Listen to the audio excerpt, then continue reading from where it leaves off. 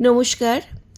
বিশ্বকবি রবীন্দ্রনাথ ঠাকুরকে প্রণাম জানিয়ে আজ রবীন্দ্র জয়ন্তীর বিশেষ দিনে গল্প সঙ্গে চায়ের আড্ডায় আমি ইন্দ্রাণী আপনাদের সবাইকে স্বাগত জানাই।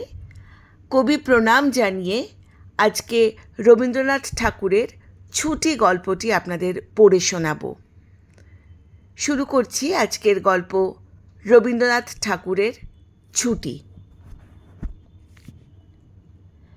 বালকদিগের সর্দার ফটিক চক্রবর্তীর মাথায় চট করিয়া একটি নতুন ভাবোদয় হইল। নদীর ধারে একটি প্রকাণ্ড শাল কাষ্ঠ মাস্তুরে রূপান্তরিত হইবার প্রতীক্ষায় পড়িয়াছিল। স্থির হইল সেটা সকলে মিলিয়া গড়াইয়া লইয়া যাইবে। যে ব্যক্তির কাঠ আবশ্যককালে তাহার যে কতখানি বিস্ময় বিরক্তি এবং অসুবিধে বোধ হইবে তাহাই উপলব্ধি করিয়া বালকেরা এই প্রস্তাব সম্পূর্ণ অনুমোদন করিল। কোমর বাঁধিয়া সকলেই যখন মনোযোগের সহিত কার্যে প্রদ্যুপ্ত হওয়ার উপক্রম করিতেছে, এমন সময় ফটিকের কনিষ্ঠ মাখনলাল গম্ভীরভাবে সেই গুড়ির ওপর গিয়া বসিল। বলিল, ছেলেরা তাহার এই রূপ উদার ঔদার্য দেখিয়া বিমর্ষ হইয়া গেল। একজন আসিয়া ভয়ে ভয়ে তাহাকে একটু একটু ঠেলিল, কিন্তু সে তাহাতে বিন্দু মাত্র বিচলিত হইল না। এই অকাল তত্ত্বজ্ঞানী মানব সকল প্রকার ক্রিয়ার অসারতা সম্বন্ধে নীরবে চিন্তা করিতে লাগিল। ফটিক আসিয়া আস্ফালন করিয়া কহিল, দেখ, মার খাবি, এই বেলা ওঠ। সে তাহাতে আরও একটু নড়িয়া চড়িয়া আসনটি বেশ স্থায়ীরূপে দখল করিয়া লইল।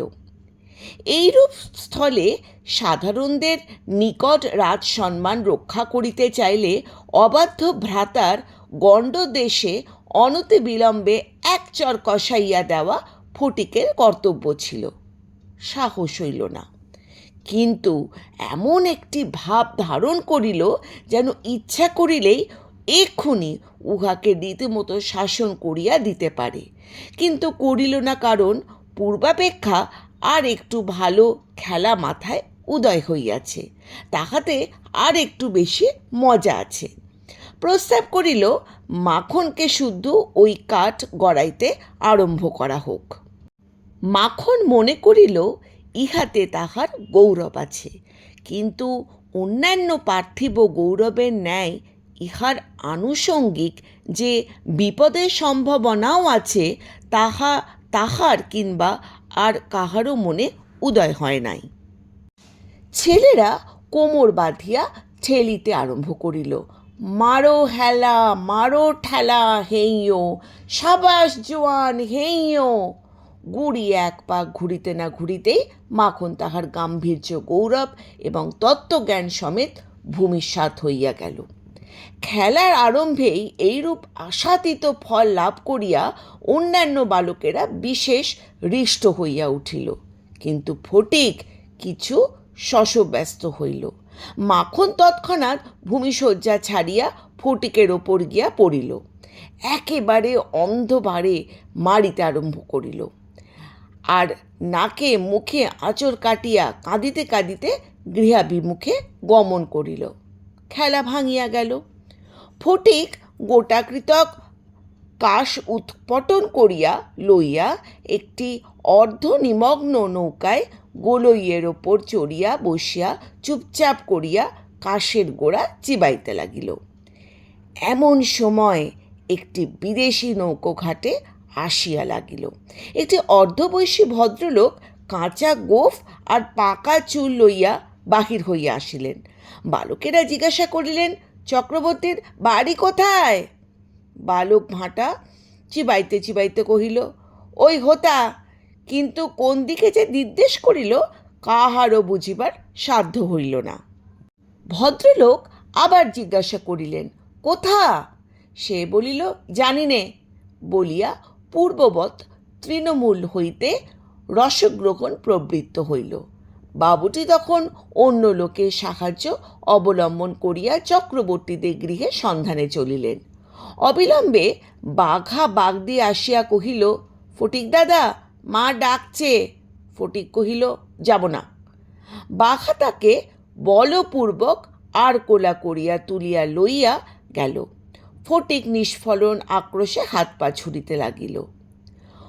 ফটিককে দেখিবা মাত্র তাহার মা অগ্নিমূর্তি করিয়া কহিলেন, আবার তুই মাখনকে মেরেছিস? ফটিক করিল, না, মারিনি। ফের মিথ্যে কথা বলছিস? কখনো মারিনি, মাখনকে জিজ্ঞাসা করো।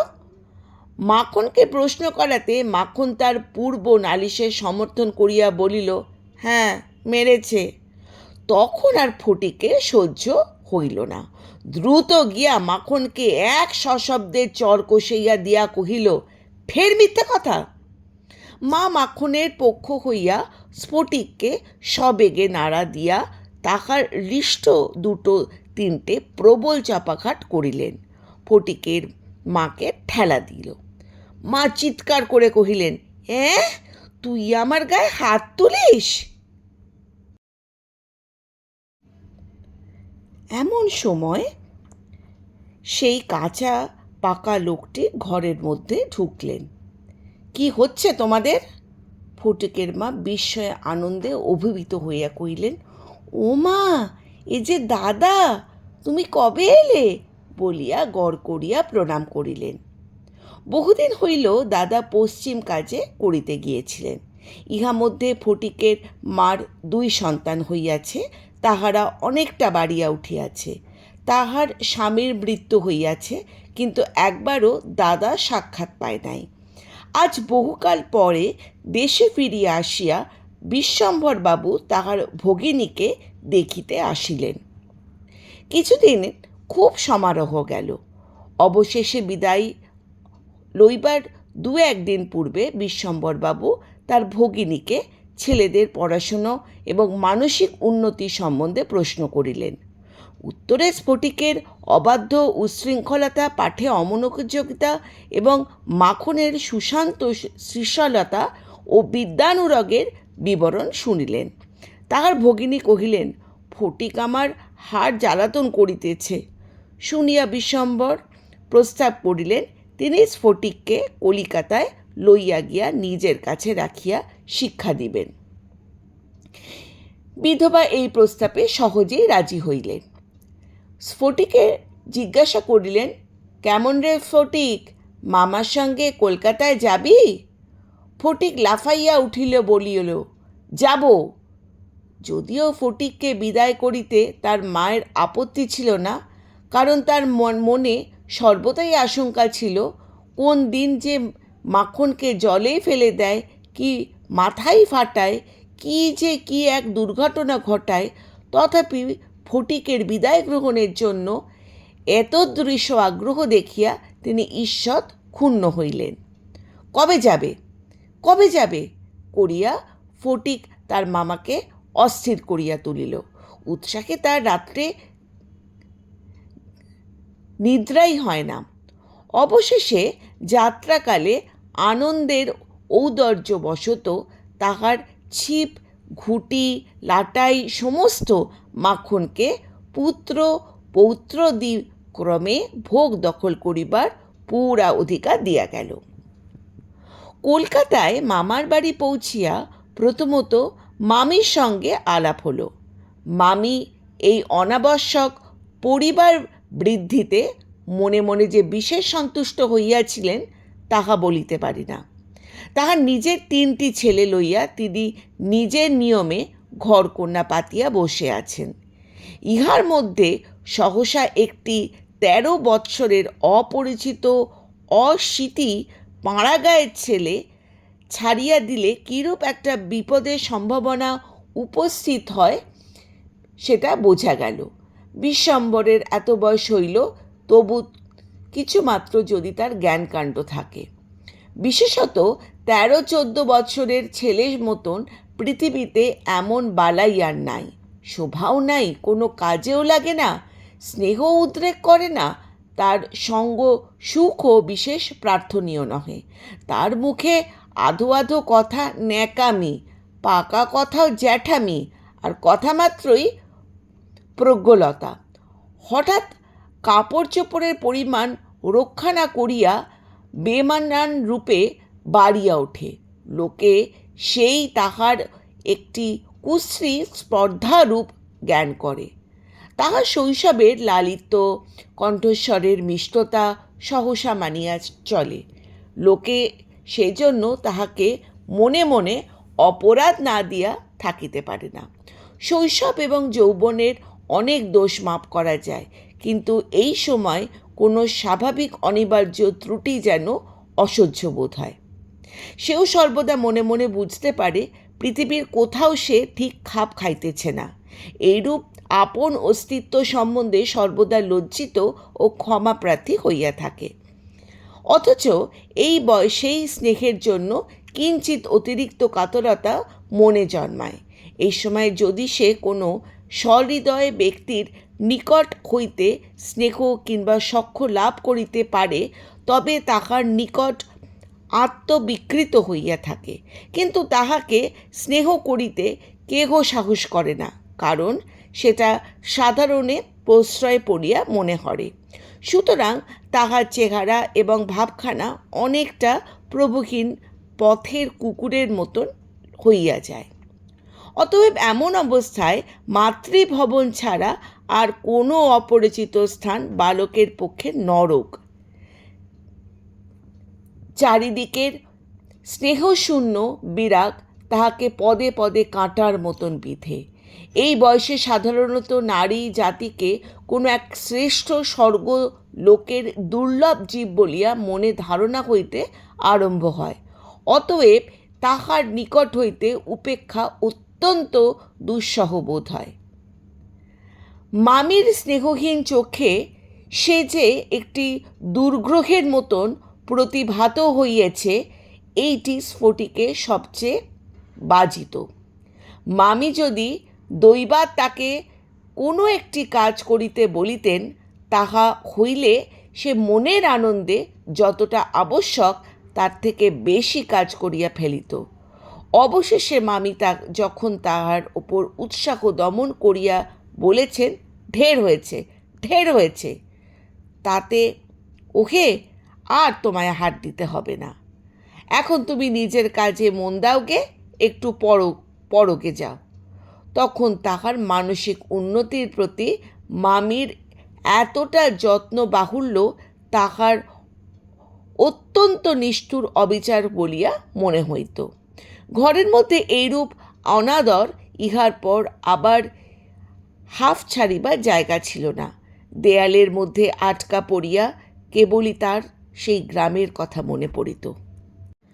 প্রকাণ্ড এক ধাউস খুঁড়ি লইয়া বো বো শব্দে উড়াইয়া বেড়াইবার সেই মাঠ, তাহারে নাইরে নাইরে না করিয়া উচ্চৈস্বরে স্বরচিত্তে রাগিনী আলাপ করিয়া অকর্মণ্যভাবে ঘুরিয়া বেড়াইবার সেই নদী তীরে দিনের মধ্যে যখন তখন ঝাঁপ দিয়া পড়িবার, সাঁতার কাটিবার সেই সংকীর্ণ স্রোতস্বিনী, সেই সব দল বল উপদ্রব, স্বাধীনতা এবং সর্বোপরি সেই অত্যাচারিণী অবিচারিণী মা অহর্নিশি তাহার নিরুপায়ে চিত্তকে আকর্ষণ করিত।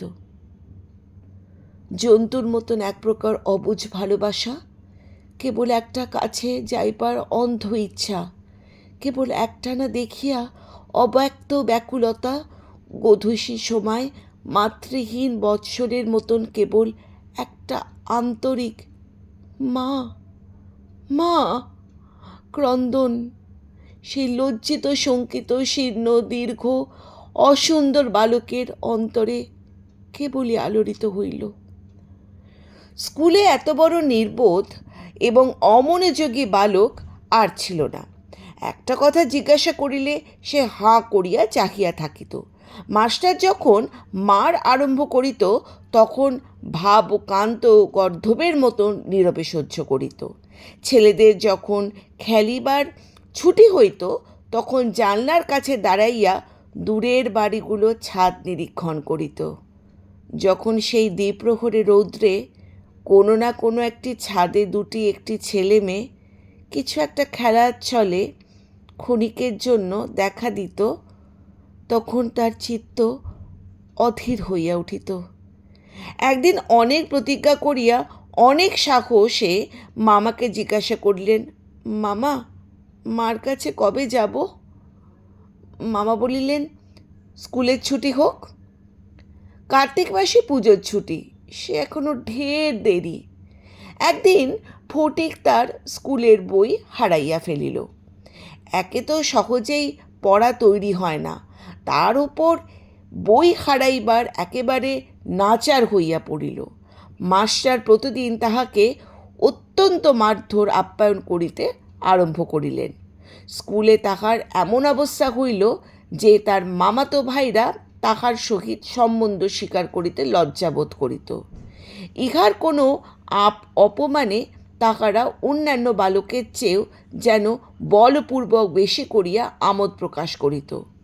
অসহ্য বোধ হওয়াতে একদিন ফটিক তাহার মামির কাছে নিতান্ত অপরাধীর মতন গিয়া কহিল, বই হারিয়ে ফেলেছি। মামি অধরের দুই প্রান্তে বিরক্তির রেখা অঙ্কিত করিয়া বলিলেন, বেশ করেছ, আমি তোমাকে মাংসের মধ্যে 5 বারই করে বই কিনে দিতে পারিনি।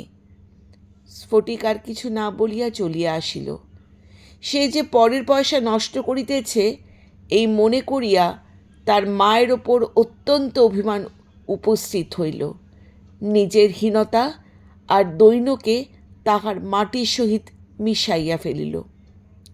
স্কুল হইতে ফিরিয়া সেই রাত্রে তাহার মাথা ব্যথা করিতে লাগিল, আর গা শিরশির করিতে লাগিল।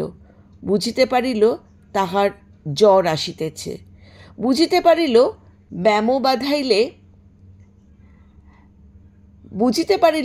বাঁধাইলে তার মামির প্রতি অত্যন্ত অনর্থক উপদ্রব করা হইবে। মামি এই ব্যামোটাকে যে কীরূপে একটা অকারণ অনাবশ্যক জ্বালাতনের স্বরূপ দেখিবে তাহা সে স্পষ্ট উপলব্ধি করিতে পারিল। রোগের সময় এই অকর্মণ্য অদ্ভুত নির্বোধ বালক পৃথিবীকে নিজের মা ছাড়া আর কাহারও কাছে সেবা পাইতে পারে এইরূপ প্রত্যাশা করিতে তাহার লজ্জা বোধ করিল। পরদিন প্রাতঃকালে ফটিককে আর দেখা গেল না। চতুর্দিকে প্রতিবেশীর ঘর খোঁজ করিয়া তাহাকে কোলে সন্ধান পাওয়া গেল না, তার কোনো সন্ধান পাওয়া গেল না। সেদিন আবার রাত্রি হইতে মুষলধারে শ্রাবণের বৃষ্টি পড়িতেছে, সুতরাং তার খোঁজ করিতে লোকজনকেও অনর্থক অনেকে ভিজিতে হইল। অবশেষে কোথাও না পাইয়া বিশ্বম্বরবাবু পুলিশে খবর দিলেন। সমস্ত দিনের পর সন্ধ্যার সময় একটা গাড়ি আসিয়া বিশ্বম্বরবাবুর বাড়ির সম্মুখে দাঁড়াইল। তখনও ঝুপঝুপ করিয়া অবিশ্রান্ত বৃষ্টি পড়িতেছে। রাস্তায় 1 হাঁটু জল দাঁড়াইয়া গিয়াছে। 2 জন পুলিশ লোক গাড়ি থেকে ফটিককে ধরাধরি করিয়া নামাইয়া বিশ্বম্বরবাবুর নিকট উপস্থিত হইল। তাহারা আপদমস্তক ভিজা, সর্বাঙ্গে কাদা, চোখ মুখ লোহিত বর্ণ, থরথর করে কাঁপিতেছে। বিশ্বম্বরবাবু প্রায় কোলে করিয়া তার অন্তঃপুরে লইয়া গেলেন। স্বামী মামি তাহাকে দেখিয়া বলিয়া উঠিল, কেন বাপু, পরের ছেলেকে নিয়ে এই কর্মভোগ, দাও ওকে বাড়িতে পাঠিয়ে দাও।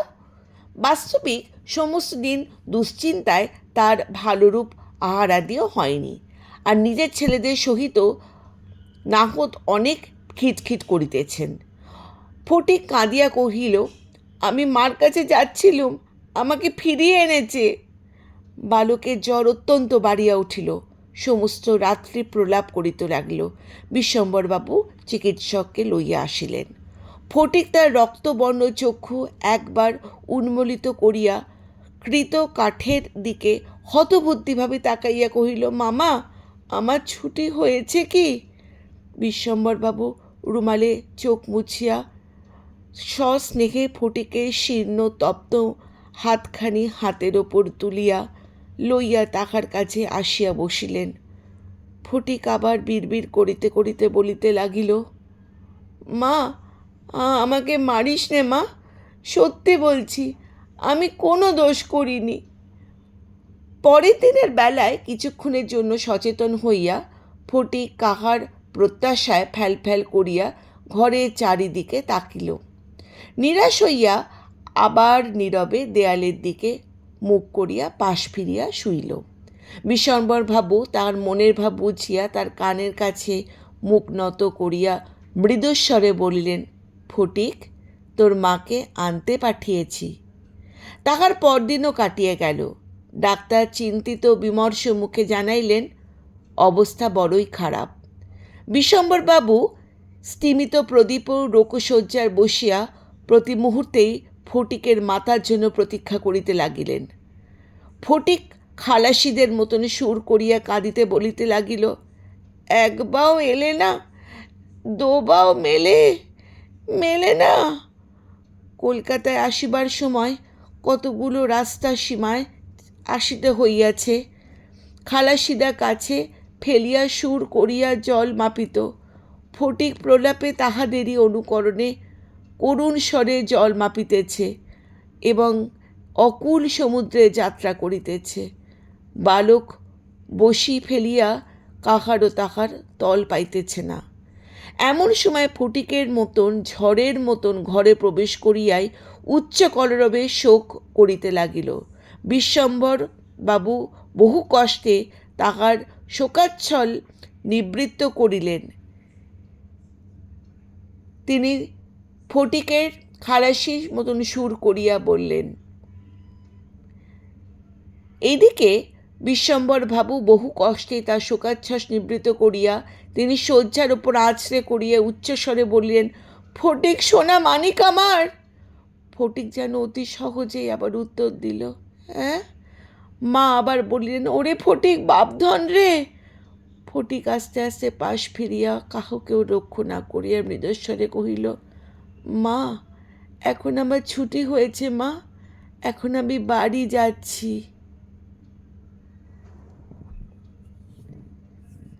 রবীন্দ্রনাথ রচিত ছুটি গল্পটি এখানেই সমাপ্ত।